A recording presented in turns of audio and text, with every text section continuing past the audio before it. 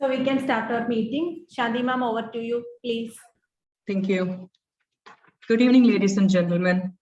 Warm welcome to each one of you for this 13th session of volunteer training program. I am Shanti, a volunteer with Palliative India from 2008, but more active from 2015 onwards. In this 5-day program, you will get an overview of palliative care, starting with the introduction, then the nuances of communications, importance of psychosocial support, going over from home-based palliative care to the community level service. You will be getting a roundup of palliative care in a nutshell. We are fortunate to have a chairman himself to give you all the introduction to palliative care. I'm happy to share his credentials with you all. Dr. Rajagopal is the director of the WHO Collaborating Center at Trivandrum and the founder chairman of Palliative India. His initiatives to remove regulatory barriers in availability of oral morphine for pain relief have contributed to simplification of narcotic regulations in 17 of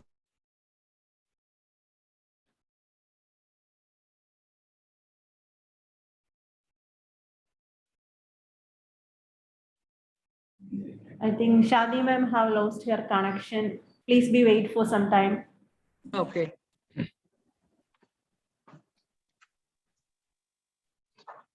Shanti ma'am, can you hear it? Yeah, I can hear, but how is it for you? I can hear you. I can hear you. It's okay. Okay. You can continue. His doctor's initiative has also contributed to the development of a government policy on palliative care in the states of Kerala in 2008 and Government of India's National Palliative Care Strategy in 2012. The international organization Human Rights Watch honored him with Alison Despertes Award at Los Angeles in November 2014. He was named one of the 30 most influential leaders in hospice and palliative medicine by American Academy of Hospice and Palliative Medicine in 2017. In 2018, Dr. Rajagopal was honored with Padma Shri, the third highest civilian award given annually by the Republic of India. Hearty welcome to you, sir. Over to you now. Thank you, Shanti. Thank you very much.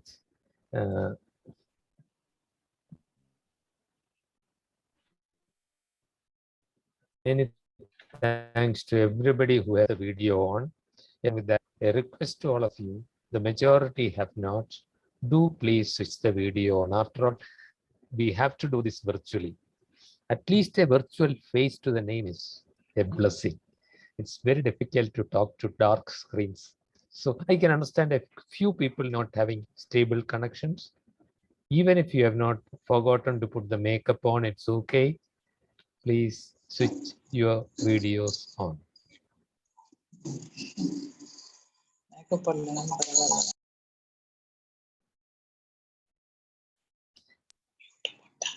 Very good. First task done. Now one more task.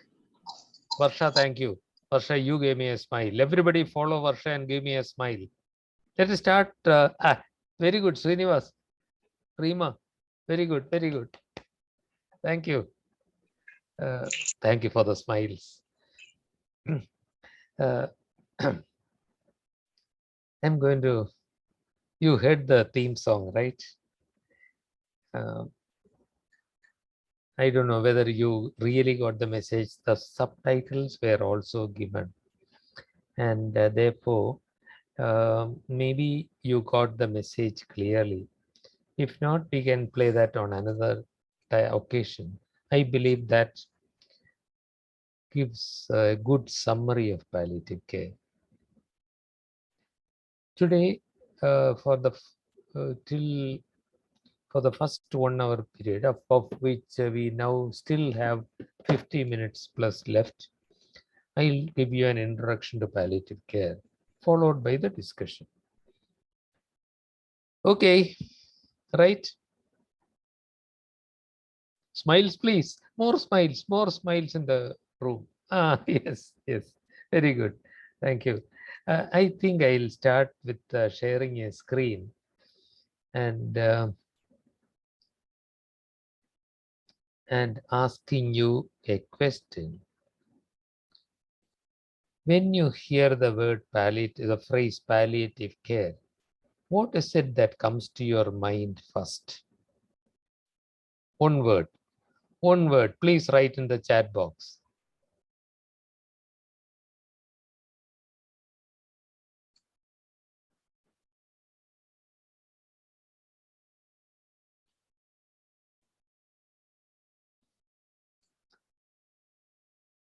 Quality of life, compassion, care, empathy, support, care, need help. Rahul says painless.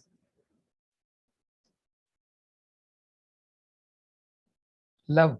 Oh, Nandu, thank you particularly for mentioning love. Usually you don't think about that. Support. Support for terminal illness.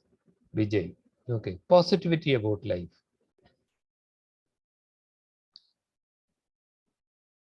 Vijay, can I ask a question? You can either unmute and answer or write in the chat.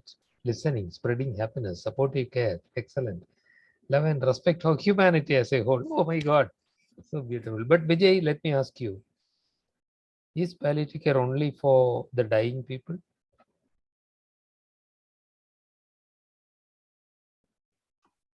Hello. Yes, sir.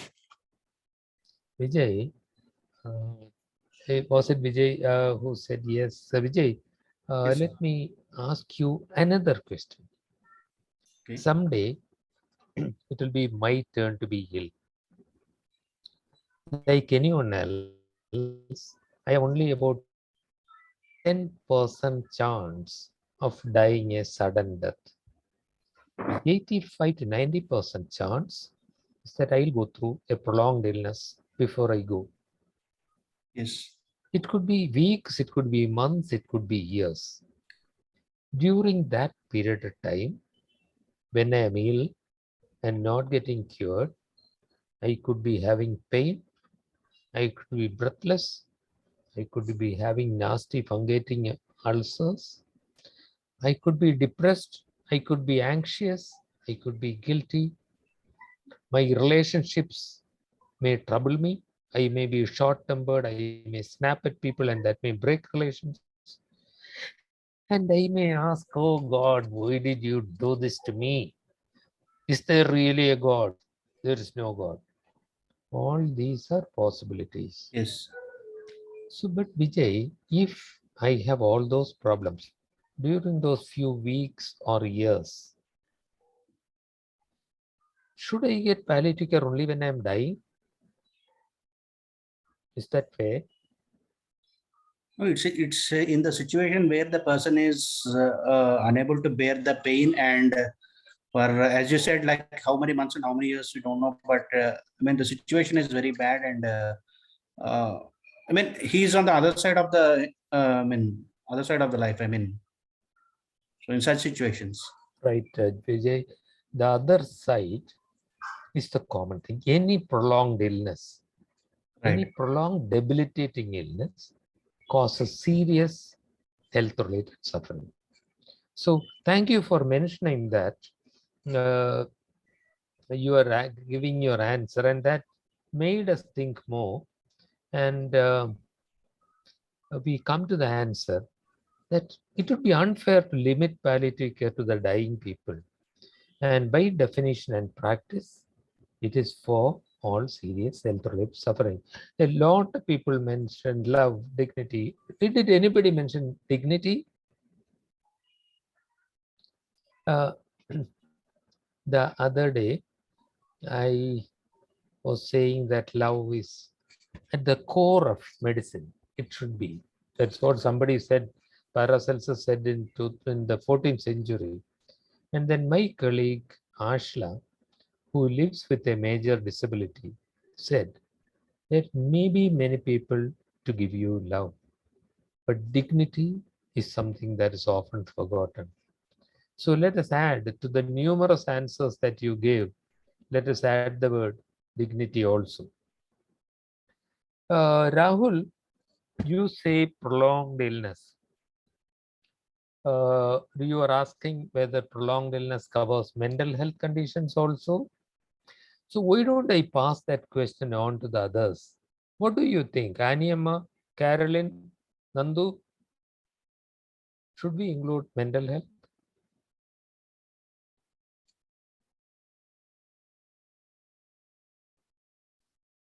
Carolyn, thank you for the smile. Can you give me a smiling answer? Should we include mental health illness? Of course, you already answered yes. How can we discriminate in the name of a diagnosis? Suppose somebody is having paranoia, panic disorders, intense depression. Don't they deserve it? Certainly they do. So clear answer, Rahul. But today, very often palliative care is not known to treat mental health conditions. So we do treat people. The number of people reaching us are minimal with mental health conditions. But now that people like you are thinking about it, it will improve, I'm sure. So ladies and gentlemen, thank you for that contribution. These are the key messages that I'll want to convey during the 45 plus minutes that we have. First point is this, that you brought it out with your answers. It's for all serious health-related suffering. Not only for cancer, it is not only for physical illness, not only for the dying. Palliative care is management of all serious health-related suffering, and therefore it will have to go hand in hand with curative treatment. The disease may be curable. It may be a curable cancer. It may be a curable neurological problem. That treatment may take some time. Why should I suffer during that period of time? You have to come in. That doesn't mean that only you will treat me. Palliative care has to go hand in hand with disease-specific treatment. Secondly, as you pointed out, suffering can be physical, mental, social, including financial and spiritual, and all these need to be addressed. And that brings us to another important point that actually explains why you are all there here in this group. Varsha, Chitra, you are not medical doctors, you are not nurses, you are still here because you don't need a doctor and nurse to treat mental, social, and spiritual issues. I see that there are psychologists here who may be able to treat it beautifully, but any human being can lend a hand to somebody who is suffering. You don't have to be a doctor, you don't have to be a nurse, you don't have to be a psychologist to offer basic, humane, compassionate care. So therefore, palliative care is everyone's business. It's not only the business of healthcare professionals.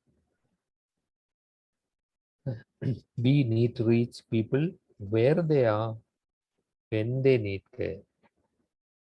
That's important. If you establish your palliative care unit in the middle of the city and look after people who reach us, that will also be important. But the most needy will not be able to get to you. Palliative care has to reach people where they are when they need it. We may not always be able to do it. What I'm saying is, this is what we should be trying for. And you may be a volunteer. You are not drawing a salary. I am a volunteer also. I am not drawing a salary. But that does not make me less accountable. If I undertake a responsibility and if I do not fulfill it, who will suffer? Abhijit, who is going to suffer if I don't fulfill what I promised to do? The patient suffers, the family suffers, right? So once we accept the responsibility that palliative care is not only the doctors and nurses' accountability, Abhijit and Hanina also are accountable. We undertake to do something, we have to fulfill it. Core values have to be followed. Say, for example, one of our core values is that everyone will treat everyone else with respect. That's the humanity that some of you put on the chat box. So these are the various things that we will talk about in some more details, and then I'll put that back on at the end. So to start with, whether it's the diagnosis is not important, palliative care is for all serious health-related suffering. It will include the mute, suffering, and the poor, who will never come to you in your hospital. He will never get to you because he doesn't have the money to pay for a taxi or an ambulance. Dr. Manika Saxena, if you sit in your chamber, in your institute, you may still be able to help a lot of people, but not the most needy. And it is not only a problem of the poor. Sometimes they feel the rich suffer much more. This man doesn't have any money, but in the background is his wife looking after him. But this man is covered with cables, dies after weeks in the intensive care unit. I wouldn't want that kind of death. So the problems are very variable. It can be at the end of life particularly bad. I'm asking you a question. Senior, do you want to put up the poll now? Yes, sir, I will do that. So the question is, have you had a close experience with a member of your family who went through serious health-related suffering? Senior, will you explain to them what they have to do? You can see the question on the screen. If you can see, please click at the poll button.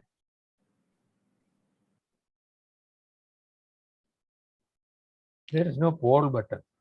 Yes or no, right? Okay. No, sir, there is a. Okay, I understood you. Yeah.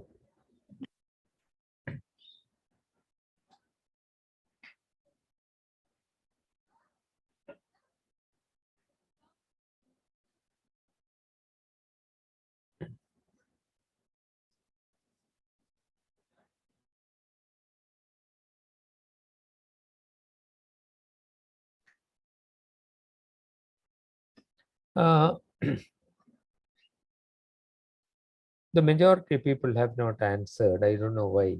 That's certainly by no means a difficult question. It is usually yes or no. There can be no doubt. Do you think already in 5 minutes, 10 minutes, I have put people to sleep, Senior? No, Have sir. I had an anesthetic effect? Okay, most people have responded, and what a division. 50% of the people here have had personal experiences of somebody going through a serious health-related suffering. And thank you for being willing to answer that question. Shall we end the poll, Senior? Yes, sir. And those 50% of people who have gone through that journey will understand more, understand better what we are going to talk about. I told you in the beginning that palliative care is management of serious health-related suffering. That's not the official WHO definition. The official WHO definition is unfortunately 20 years old. Nevertheless, that is still official. And therefore, I'll show it. Because it is too long, I'm showing it in small pieces and showing the important phrases in different colors. It's about quality of life. Palliative care improves quality of life, not only the patient, but also the family. The 50% of people who said yes will understand that with the patient, the whole family suffers. And sometimes the family's suffering is even more because the patient dies and they live with the remnants of the memories, the problems, the social issues, and so on and so on. We are talking about life-threatening illness. This is what we have now said. What do you mean by life-threatening? Not necessarily something shortens life. If my life is contained within 4 walls, that is still life-threatening, for which we prevent and treat suffering by early identification and assessment of pain and treatment of pain, other physical problems. I mentioned breathlessness, nausea, vomiting, constipation, wounds, inability to walk, psychological problems, social issues, including financial, especially for our country, and spiritual issues. Okay. Let me take a moment and ask you, does anybody have a burning question to bring up right at this point of time?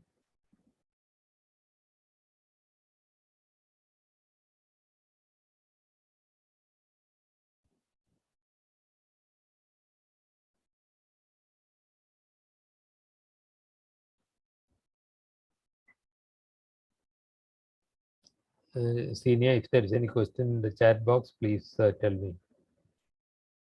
No, sir. Till now, no questions. Okay. So I'll go back to the presentation. But before that, I know that there are people here who are not from India. Even for people from north of India, my accent, Mallu accent is very difficult. I hope you are able to follow me. If you are not able to follow me, please raise your hand electronically or unmute and speak up. I'll repeat it slowly and explain it to you. Okay. So thank you for your patience, ladies and gentlemen. I am going back to my presentation.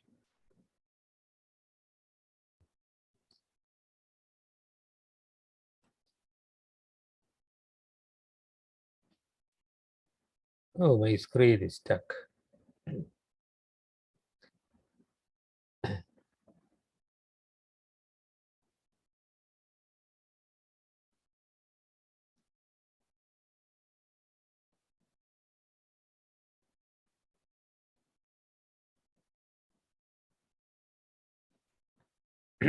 Here is another poll for you, ladies and gentlemen. When should palliative care start? At the onset of pain? Towards the end of life? At the onset of the illness? Or after curative treatment?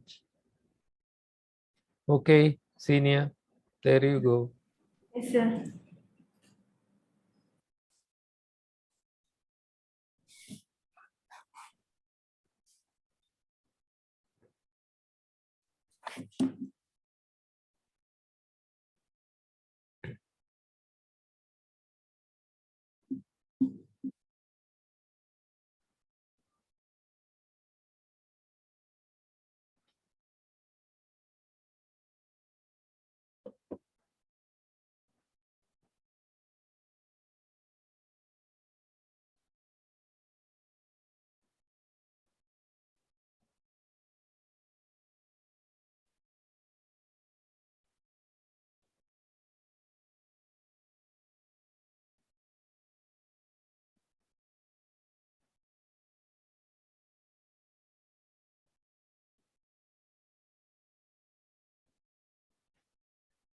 Okay, only about less than 2/3 the participants, no, 2/3 the participants have responded. Not bad. I'll stop the poll now. The majority are either voting for at the onset of pain or at the onset of the illness. To the first group, I'll say yes, but it doesn't have to be pain. 3/4 of the cancers do not cause pain. Many neurological problems do not cause pain. It doesn't have to be pain. Maybe if I modify that sentence and ask if at the onset of suffering, that would be perfectly correct. So at the onset of illness is more likely to be correct because majority of diseases cause suffering at the onset, but not always. So none of the answers here is perfect. But as you have pointed out, at the onset of illness is most correct. What is not acceptable? What is not acceptable to the four people who have opted for towards the end of life? I cannot accept it as tomorrow's patient. Palliative care is not only for the end of life. When I have suffering, you should be there. Please help me. Don't make me suffer for 1.5 years. And then in the last week, come to me with your tender, loving care. I'll be angry for you for not helping me for the 1.5 years. And certainly not only after curative treatment. Not only after curative treatment. Along with the curative treatment, if I am suffering, I should have palliative care. I may not be referred to a palliative care unit. My oncologist or pulmonologist, if that doctor has understood the principles of palliative care and treats my pain effectively, that is palliative approach. That is what will happen. It's happening already. We did 2 courses for oncologists, foundation courses. And together, I don't remember the numbers, but something like 6. The first was 45. I don't know what's the second name is. At least 75 oncologists around the country. And about 100 neurologists in the country have gone through foundation palliative care training. And pulmonologists have been going through it. So it's happening already. So thank you for taking part in the poll. I'll end the poll and move on. We mentioned that the patient's suffering may be in all these 4 domains: social and financial, physical, emotional, and spiritual. We'll try to understand a little bit more about this. Okay. Physical. In our country, less than 4% of people like him get pain relief.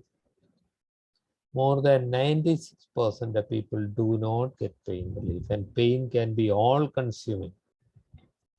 Pain and breathlessness are 2 of the most frightening problems. And if you think, hey, after all, you can bear pain, let me assure you that pain can be beyond your imagination.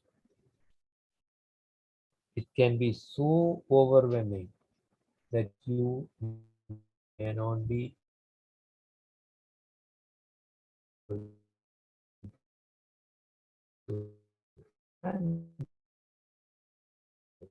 and this man, 3 weeks, in less than 1 hour, after a little bit of morphine went into him, small doses at a time, in about 1 hour, he sat up for the first time in 3 weeks and enjoyed a cup of tea. And believe me, he was angry. He was saying, if this was possible, why was it denied to me for 3 weeks? But the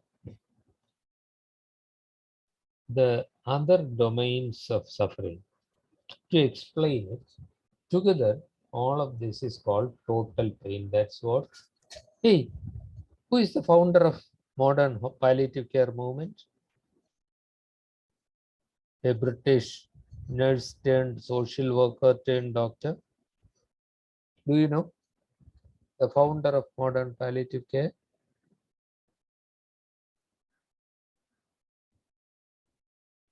Anybody?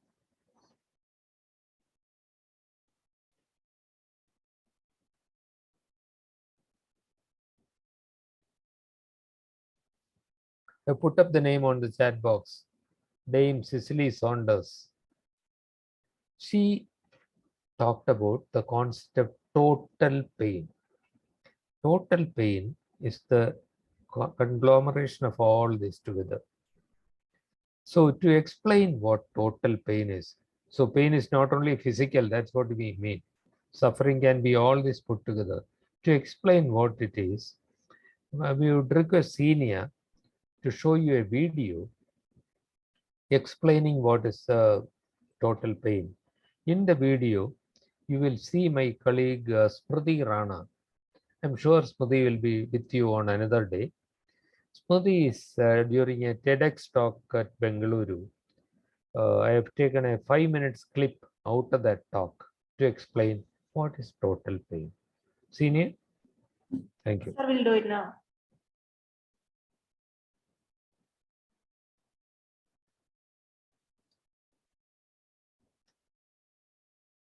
Ladies and gentlemen, you saw the video, you heard Smriti. The man's most important elements of suffering were not treated by a doctor. True, till the most severe pain was taken away, the man would not have been able to speak. Pain can be all consuming, and therefore pain needs to be treated. You need the doctors and nurses. But once the basic issue of pain is treated, you need you, any one of you, to sit down with the person, ask a question, permit the silence, and eventually to allow the person to communicate what is most important. In our unit in Trivandrum, we have about 300 children whose education is being supported by the community. We are only facilitators. It is not my money. It is not seniors' money. People are willing to pay to help others. We facilitate it. Mahatma Gandhi said, poverty is the worst form of violence. Our country, in India, I know, sorry, I know there are people from other countries, but I know of India. In India, we have no excuse for that man's poverty. It's not that we do not have the resources or the money. It is just inequity. And just by allowing compassionate people to demonstrate their compassion, we are able to solve problems. And the first step, ladies and gentlemen, is for us to be willing to sit by that person. See what you see in the man's eyes and face. And maybe say, I see you are suffering. Do you want to tell me about it? And sit quietly till the man speaks. Ladies and gentlemen, that's the essence of what you are all going to do, the miracle that you are all going to make happen in palliative care. Let me bring up the concept of social capital. Compared to 2 generations back, the disconnect between the medical system and the nuclear families is growing bigger. 2 generations back, in my youth, there was very little healthcare compared to today, but what there was available locally. Healthcare people used to make home visits. It may be the Ayurvedic physician, it may be just a pharmacist from the health center, but they would come to people's homes. Families were bigger. We had extended families. Now the families are getting smaller and smaller and smaller. Hospitals are getting bigger and bigger and bigger. The smaller hospitals are all shutting down. And this huge disconnect is happening. When she eventually gets to the hospital, if she does, she is a stranger there.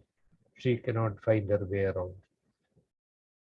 And this is where we bring in the concept of social capital. Social capital is the essence of human goodness in the community, the product of human interaction with shared values. If the capital is for a good cause, she and her children get help. This is the meso element of the social capital.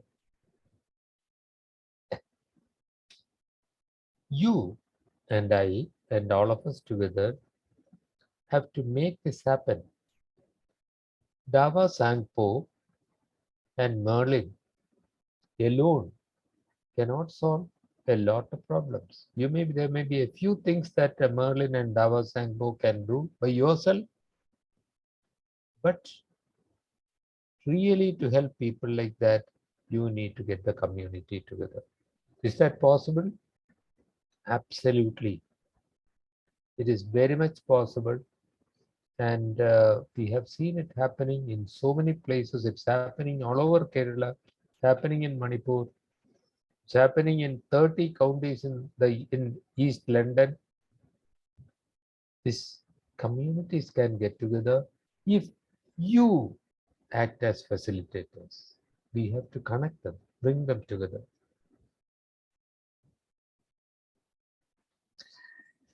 Let me explain.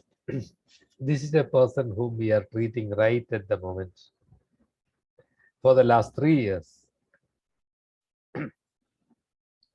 when she found us, she had some initiative. She was a single parent. She is the single parent of a boy who is now 15 going on 16, at that time 12. And she lived in this hut. Is that a hut? If any of you live in the village, this is the kitchen hoop that you would have in the backyard. And 2 human beings actually lived there. It was not even their own home. She was blind for 4 years. When the boy was 8, she lost her eyesight. She had a bad foot, diabetic foot, which infection had grown up to the knee, and they wanted to amputate her limb. And often, sorry to pain you, friends, but you might as well hear the story. One Sunday, the boy said, "Mom, I can't stand this hunger anymore. Let us kill ourselves. Let us hang ourselves." And the mother said, "Son, somehow hang on for one more day. Today is Sunday. I'll find some way tomorrow." Somehow she got to the community health center the next day. Fortunately, a kind and compassionate doctor was on duty. He admitted her. I actually saw the family 3 months after she was in that health center. And for 3 months, you know how they ate? One sweeper in that hospital, the humblest government servant in the hospital, every day, when she prepared food for her own family, prepared food for the 2 of them also for 3 meals, and brought it with her. She and her son ate that for breakfast, lunch, and dinner for 3 months.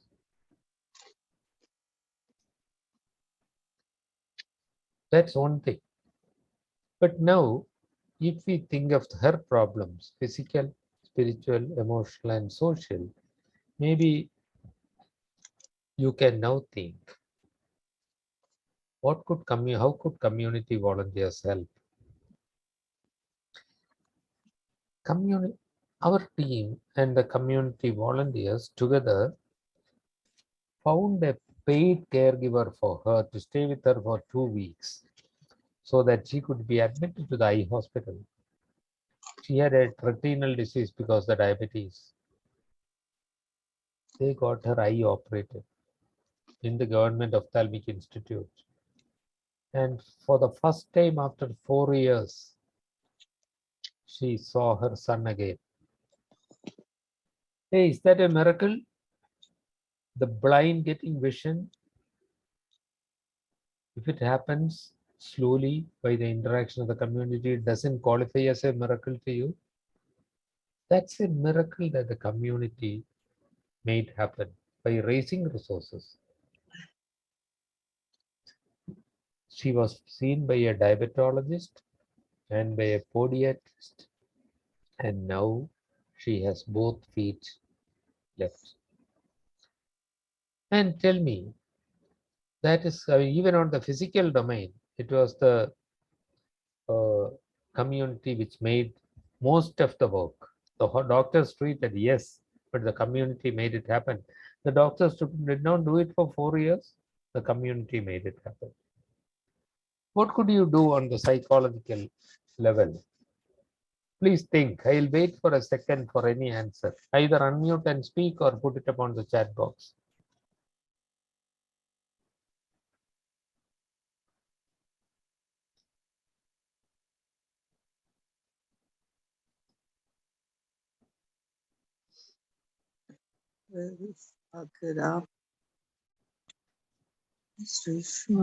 Elaine,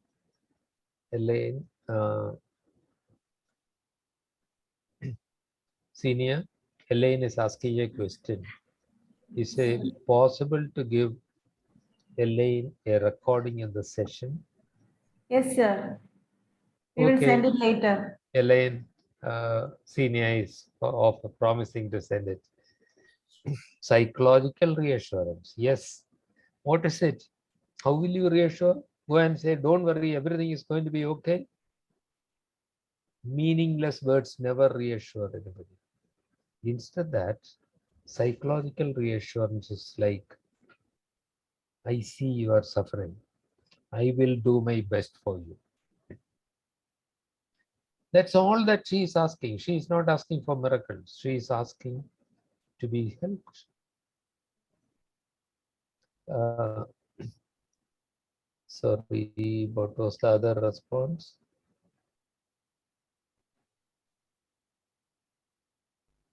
Being a good listener.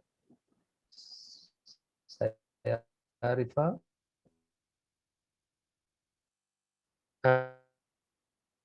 Absolutely. You have to listen to her. You have to be and start offering questions before you listen to her. Moral support by telling her.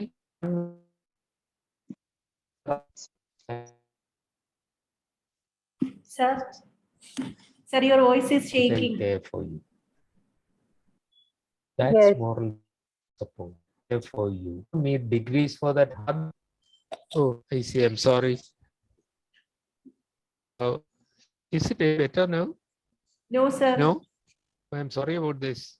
Senior, Now can you it's hear me? okay. Now it's okay. We can hear you, sir. Please continue. If it happens again, you jump in immediately and tell me. Okay, I'll try to change the connection. Okay, sir. So, thank you. Moral support, I said, was with conveying with your eyes and your face that I care for you, not necessarily with your words, and offering to do your best.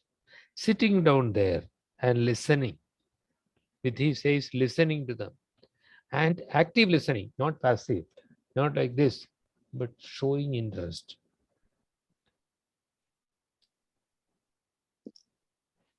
Joe Harvey says support specifically for her son.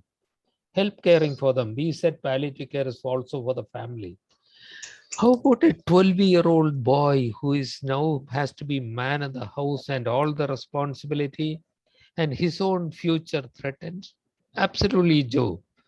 It is also giving attention to the boy, empathetic listening. Between you, you have given all the right answers. Be with her, Carolyn says. Be with her. Be with her emotionally. You are not, Carolyn is not going to stay there for 24 hours. But if you are spending 10 minutes there, you are fully present, giving yourself, your soul to her during those 10 minutes.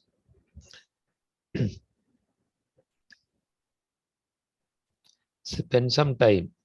Encourage with psychologists. What are psychological words? I'll never say don't worry. How many of you have stopped worrying because somebody told you don't worry? Please raise your hands. Worry is not something I'll never say, okay, for the next 5 minutes, let me worry. The worry comes uninvited. Not meaningless words. Yes, Varsha, absolutely educational support. Motivate her. How? Think positive. That doesn't work. You motivate her by giving her love, by treating her with respect and doing what you can.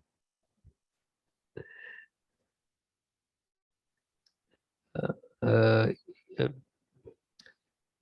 you see Elaine's chat, senior. Yes, sir, I'm replying her. So, yeah, okay. So it is social, financial, also spiritual. I see that we have at least one chaplain here in the group. Reverend, I would like to point out to the large group. I'm glad you are here. In Western countries, every palliative care unit would have a trained chaplain. Not in this country. Most people would not have a chaplain attending to them. Who will give spiritual care? You and I will. Spiritual care, I'm sure somebody will be talking about it later.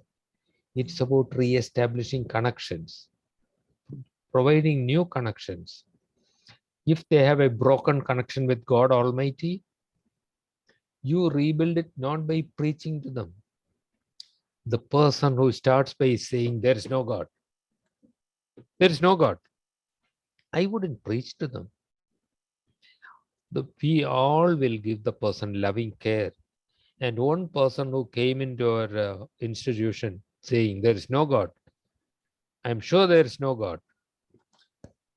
Later on, he held the nurse's hands and said, daughter, I thought there was no God, but there is. He sent you to me as an angel. By giving love, you are making God manifest. You build connections. You provide meaning of life. You provide love. You provide dignity. And all that together, to me, makes spiritual care. And this German physician long back said, the most fundamental principle of medicine is love. Love is not there. There is no chapter on love in your textbooks of medicine or nursing. But this is something that we'll remember. Somebody said educational support. Yes, but not only educational support. Making them feel cared for. Our volunteers every summer organize a 3-day camp for children where they do get some classes, etc., personality development, etc. But mostly it's about community, building relationships, they giving love, receiving love. Before I end, I'll share with you the core values of our organization. The patient first and the family second are the most important considerations. For us, Pallium India should not be the first consideration. When Pallium India becomes more important than the patient and family, Pallium India's death starts. Second, we are not doing charity. That woman and that child in any civilized society deserves help. Dr. Mirazul Aziz, if you are walking along the road and you see a friend slipping and falling, wouldn't you lend a hand? That's basic humanity, isn't it? Just lift him up. And if as a society we ignore the suffering people around us, that's an inhumane act. Care is the right of that person, and we stand committed to providing it to him, not as a charity, but it's their right and our duty to provide it. The fact that I am healthy today gives me the responsibility to care for someone who needs help. And tomorrow, when I am that in my bed, I believe I have the right to receive that help from you. I have no way of getting it, forcing it from Hadika or Joe. Only if you are willing to give it. But I want that given to me as my right, not as a charity to be sprinkled on me. And you have to combine compassion and competence. One alone is not enough. Even if you are fully full of compassion, if you have not learned the principles of communication, if you have not understood the usual social problems of our villagers, you will not be able to help adequately. compassion, and competence. And as I said, social capital is the human interaction with shared values, the essence of goodness in the community. We will, healthcare system should work in a partnership with the community, with support of volunteers like all of you. And very important, I deserve respect, not for my degrees, not for anything else, but because I'm a human being. Every human being has the responsibility to treat everyone else with respect. I may disagree with you, I may argue with you, but I would still deal with you with respect. And particularly with patients, we have to remember this, because they are powerless. They have no strength. You hold all the power. You are healthy. You have an organization with you. Then you may tend to abuse your power by scolding them. You have to treat the person and the family with respect, because if you don't have a connection. If you don't have a connection, you cannot give psychological support, you cannot get spiritual support. You have to connect as two human beings, you respecting that person. And ethics is principles will be discussed later. Autonomy is my right over my own life, even if I am ill, even if I am paralyzed. You have the duty to do good to me, not to do harm to me, and you have to practice distributive justice, fair allocation of available resources. These are the core values, and one of them, the sixth, is this ethical framework. Not going to the details now. Our organization envisions an India in which palliative care is integrated in all healthcare, so that every person has access to effective pain relief and quality palliative care, along with disease-specific treatment, and across the continuum of care from the beginning of the illness to the end. Ladies and gentlemen, my time is up, and I am stopping there, and I have finished my presentation.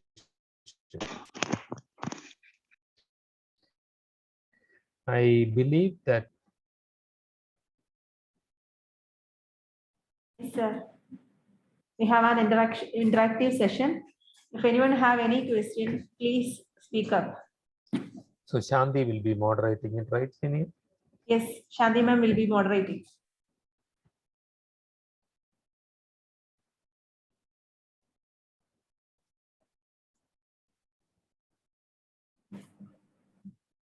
Shanti ma'am, you are muted. Please unmute and speak.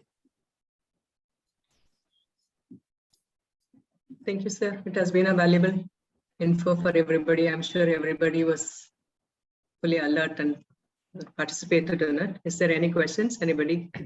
You can raise your hands, or you can put the question in the chat box.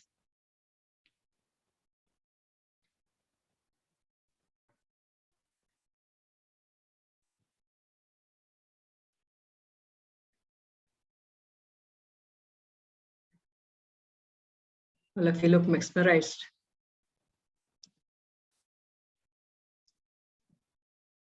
Please explain third core value again. Sir, Chanchal is asked to explain third core value.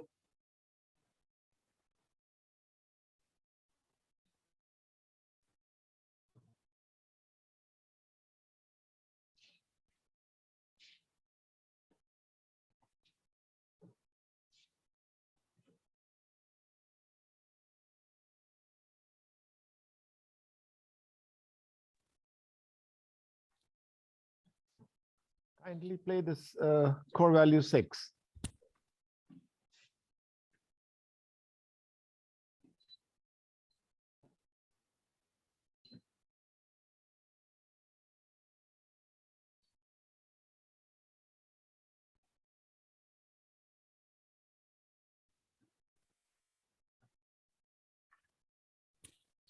Hello.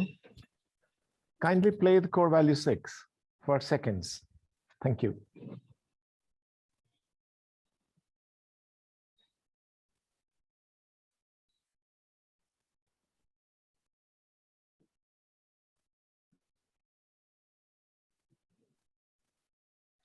Yes. Yeah, Shanti, senior, did somebody also Got ask it. for 3?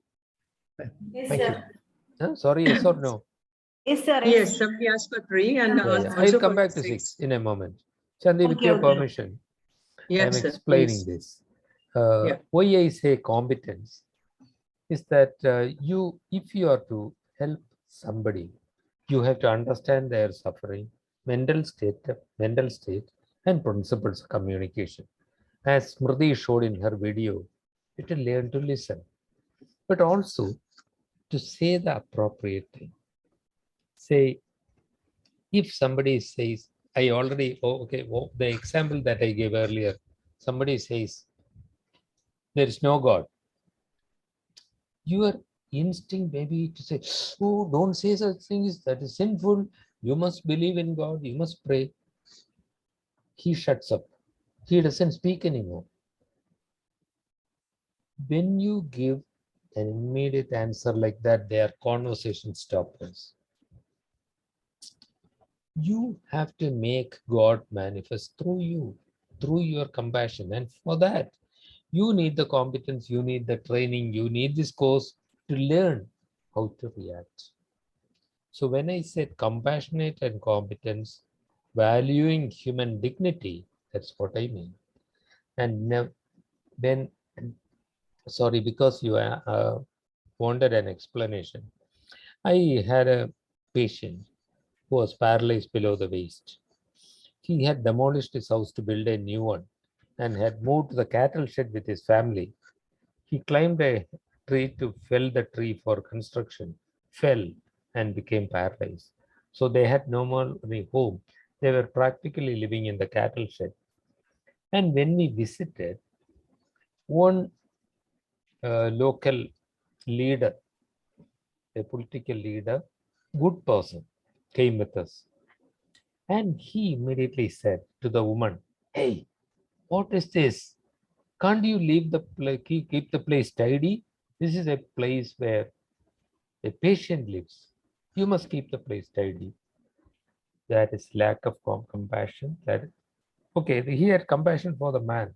Lack of competence. He didn't know how to react. The woman kneeled, broke down and cried.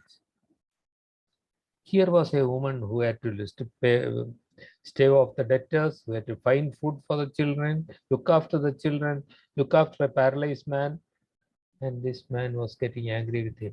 So we have to understand that people's dignity have to be respected.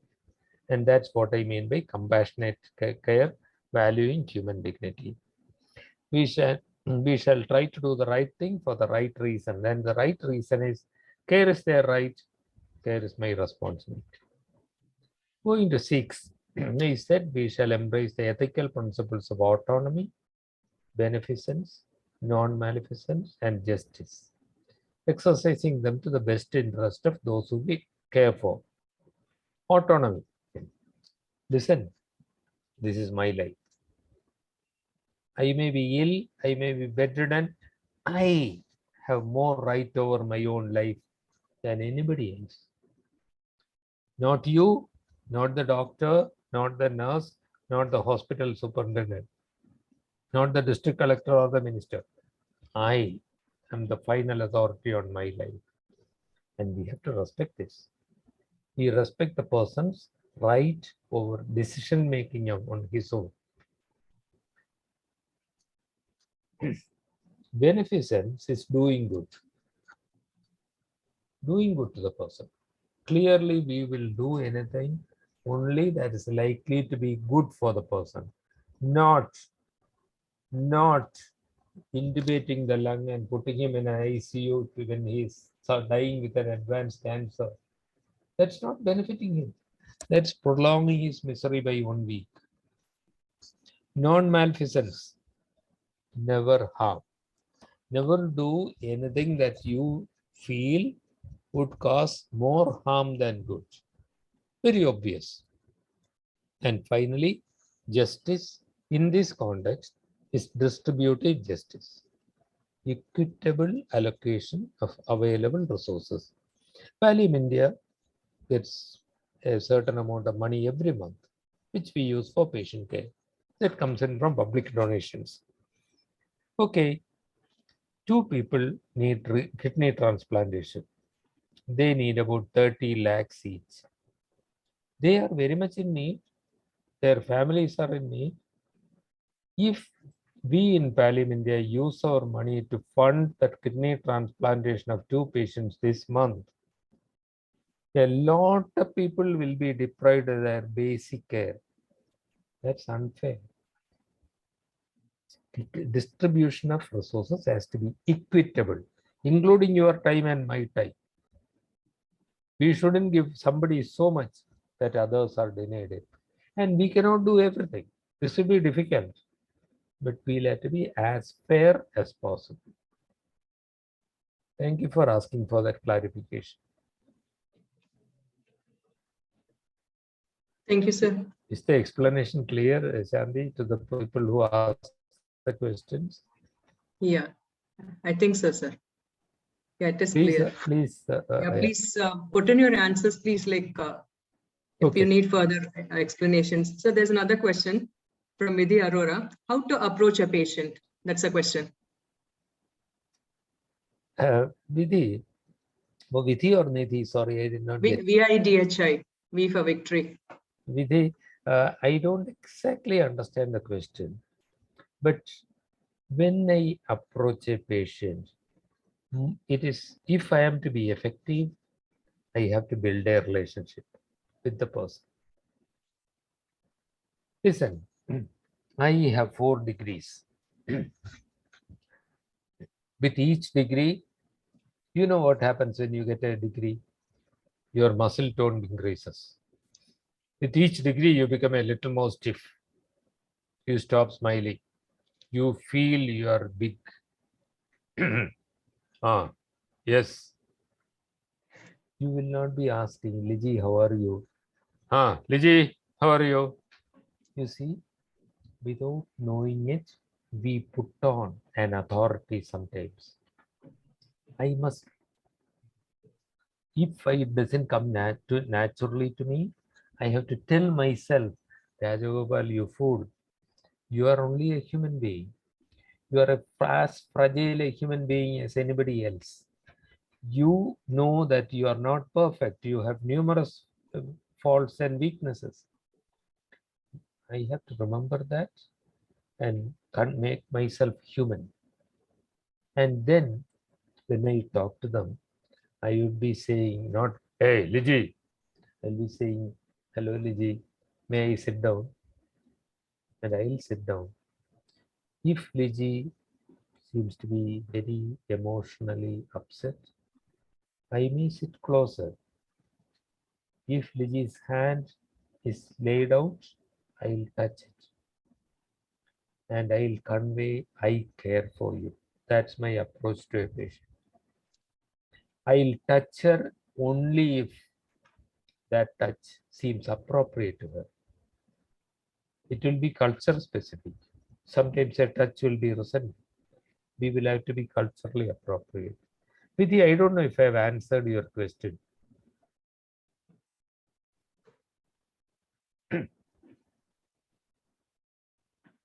Yes, I hope so. So there's another question from Dr. Manika Saxena. She wants to know, how does hospice care differ from palliative care?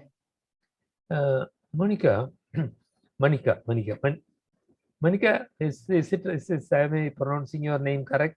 Monica, that term, that distinction is really very American. In the USA, the whole healthcare system is practically run by the insurance system. They decide. So hospice, the term hospice care is usually used for treatment of people with incurable illness towards the end of life. That is hospice care. Is that palliative care? Of course it is. So palliative care starts at the beginning of suffering, and palliative care at the end of life is called hospice care. This is the way the term is usually used, but the term can be used in different forms.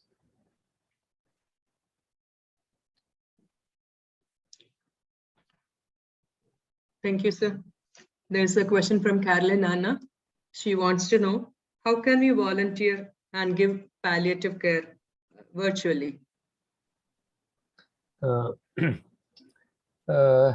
Carolyn, would you like to unmute and answer a question from me?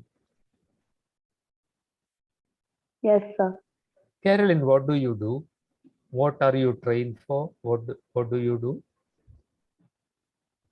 So I am a first year. I'm doing first year. Sorry, a bit louder, Carolyn, please. Oh, voice is breaking also. Did you hear Shanti, what Carolyn said? No, sir. Her voice is breaking. And now, please unmute, Carolyn. Once more, I one more try, completed my Carolyn. 12th and I joined college. I'm doing a degree now. She's okay. Completed your? I 12th. completed my 12th and 12th. And Twelfth. okay, she's completed her 12th and doing her degree now. Graduation, she's undergraduate. Okay. Carolyn, you are going to do your degree, and you are only a student. Only a student means why only a student? You have very little time. Most of your time is spent on your books. But within that time, Carolyn, you ask yourself a question. What can you do? Carolyn, do you now and then have an ice cream from your pocket money? Oh, not in the COVID times. You can't get out of the home. But what I mean is, suppose you enjoy an ice cream with your friends, maybe once a week, maybe once a month. 1 in 4 ice creams you can give. Only 20 rupees. But imagine what will 20 rupees mean to somebody who is starving. Carolyn, do what you can. I mentioned one. Secondly, you will have your vacation.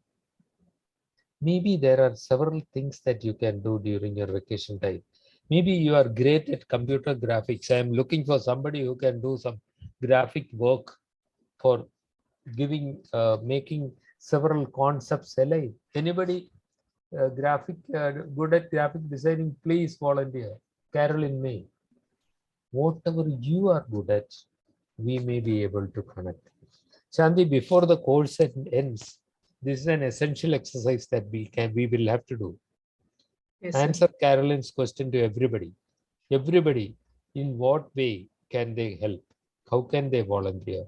If you have a palliative care center in your own place, Carolyn, maybe you can, after the pandemic is over, maybe you can visit the palliative care center on a weekend, Saturday maybe.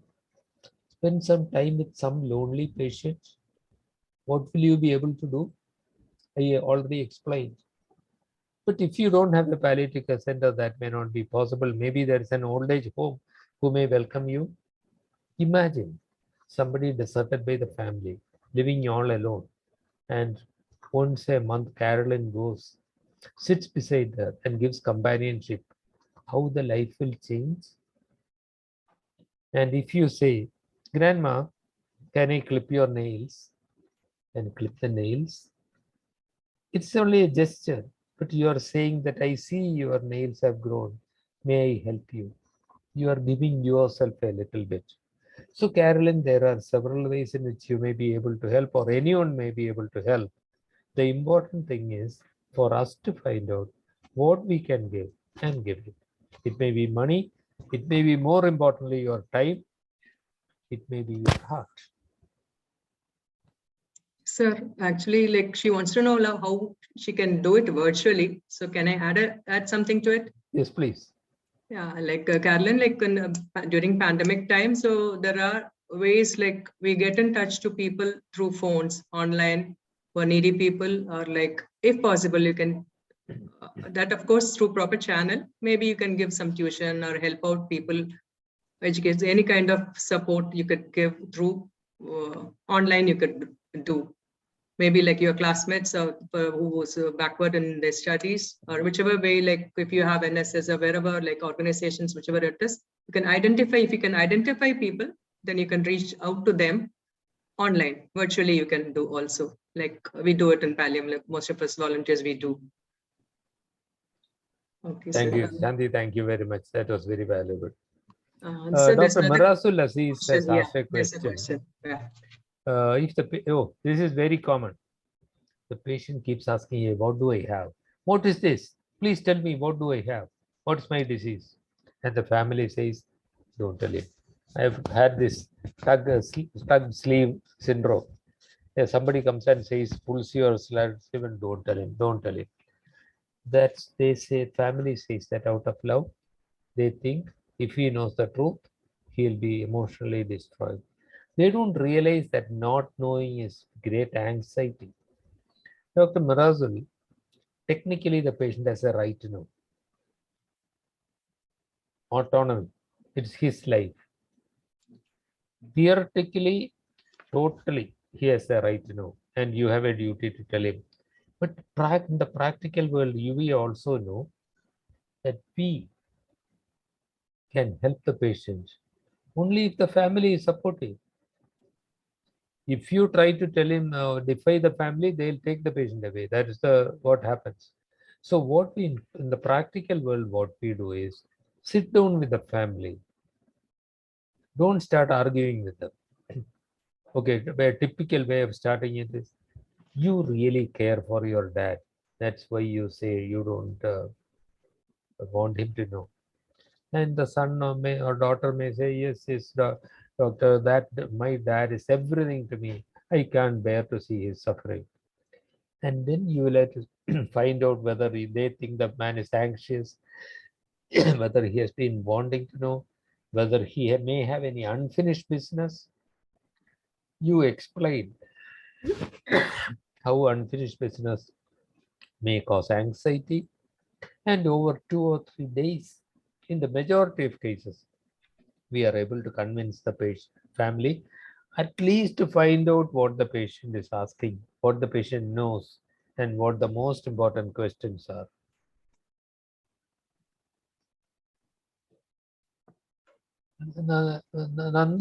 Nandu, will you please clarify your question a little more? Borderline for spiritual palliative care. I don't exactly understand the question, but let me tell you one thing. When somebody says, there is no God, defying God, that does happen. Because somebody will say, what is this? I have lived a good life all my life. I've never harmed anyone. I've helped others. And he does this to me? What kind of God is this? There is no God. When they say this, I will not try to push God down his throat. The limits to the spiritual support are defined by common sense and core values. It is his life. So I don't. Would you like to explain what you meant by borderline for spirituality? Palliative care.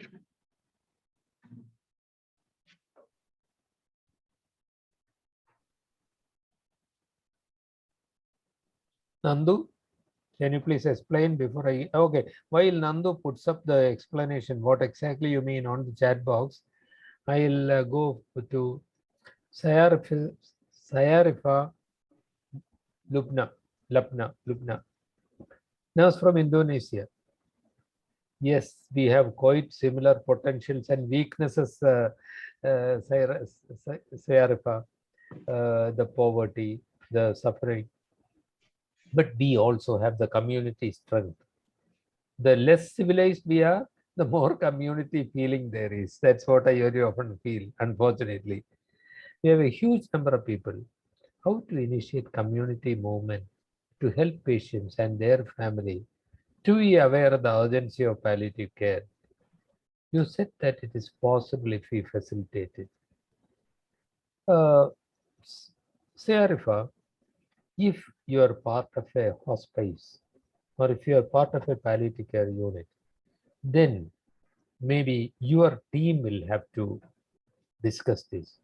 Sayarifa, I am very happy, or our team would be very happy to work with you on this.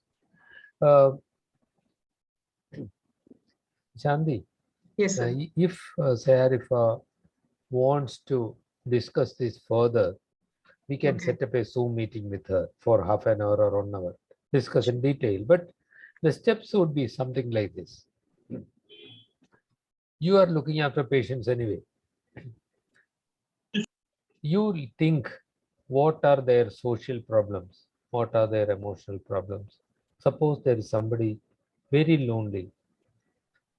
If you do a home visit, the neighbors will come in and to watch, hey, what's happening, etc. Talk to somebody. Or, okay, this happened in Bali. In the island of Bali, there is a phenomenal person whom I met, who is a volunteer. Because I don't have permission, I won't spell out her name right now. What she did was, she put up a sign on the back of her car. I am willing to help people with cancer if you need help. She just announced it. And people sometimes would ring her up because she put up the phone. That may be too much. But your organization, suppose, let me give you another example.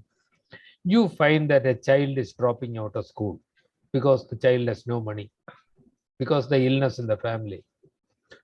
You put up a post on social media, on the Facebook or Twitter. There is his family. This child needs education. Is anybody willing to help? I'm sure people will be willing to help. And there you would have the nucleus of a community movement. Start with one patient. Start low. Start by encouraging some people to contribute. Then lay your own core, the ground rules. Make sure that you follow them. Treat the volunteers with respect. Acknowledge their contribution. They are not getting any money. What are they getting? The satisfaction. That satisfaction comes when you acknowledge that on the social media itself, unless they want an anonymous donation. But that's just a beginning, Sayarifa. I don't think I have the time to go into details with this, but later on we can discuss that in detail. There is a science to community participation also. We can discuss that. Very happy to work with you. Which part of Indonesia are you from? I'm from West Java province. Okay. So, Best wishes, Sayarifa. We'll work together to develop a community movement there. thank you, sir. So, is that okay if I want to discuss with you about this further, maybe later? Very much so. I'm putting up my email ID on the chat box. Thank you so much, sir.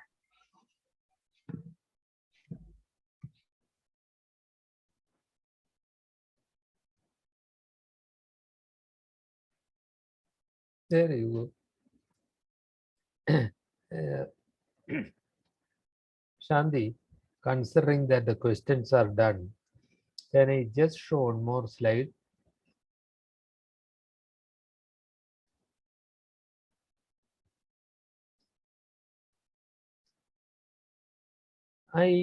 This I had put up in the beginning, just to remind you, these are the important questions that we had started with.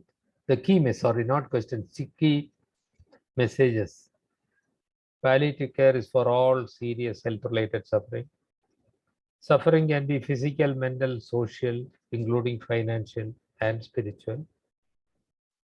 Palliative care, precisely for that reason, it's not only for doctors and nurses, it's for everyone. It is not enough to sit in our air-conditioned chambers. We should get out to where they are. This is from the Astana Declaration. Healthcare should reach people where they are, when they need it. But volunteers, just like paid employees, also need accountability, and core values must be respected. And before I leave you, I leave you with these 2 lines from the poet Mary Oliver, which I don't want the answer now. You have to answer this question to yourself.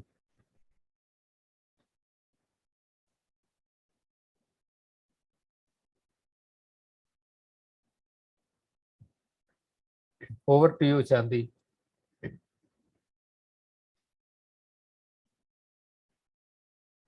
Shadi ma'am, you are muted. Thank you so much, sir. It has been a wonderful evening. You highlighted all the major points. I'm sure everybody's got more insight as to what palliative care is and what are they supposed to do and how to approach. And some of them have come out with their valid questions and cleared the doubts. And anything further, you can put up in the group team, whichever questions you want to answer. And thank you all so much. And Sinia, over to you. Do they have a answer like a review form or something, Sinia? Yes, we are yes, ma'am. We are providing a feedback form. The link will be provided soon in their WhatsApp group and in the chat box itself. Okay. So everyone, please kindly provide your feedback because we value your comments more and we want your feedback to improve ourselves. So please do it for us. Thank you all. Thank you, Rajagopal sir, and thank you, Shandi ma'am, for this wonderful session. Looking forward to have many sessions with all of you again. Thank you once again. We'll see you all on next day. Thank you. Tomorrow evening, 5. Tomorrow evening itself. Tomorrow evening, sharp. Thank you all so much. Bye-bye. Take care. Senior and Shanti, before you close, can I ask for one more smile from everybody? Yes, please. All of you. Okay, thank all you, of you, thank please. you. Thank you very much. Very good. Okay. Thank you, Okay, sir. bye. Take care. Bye-bye.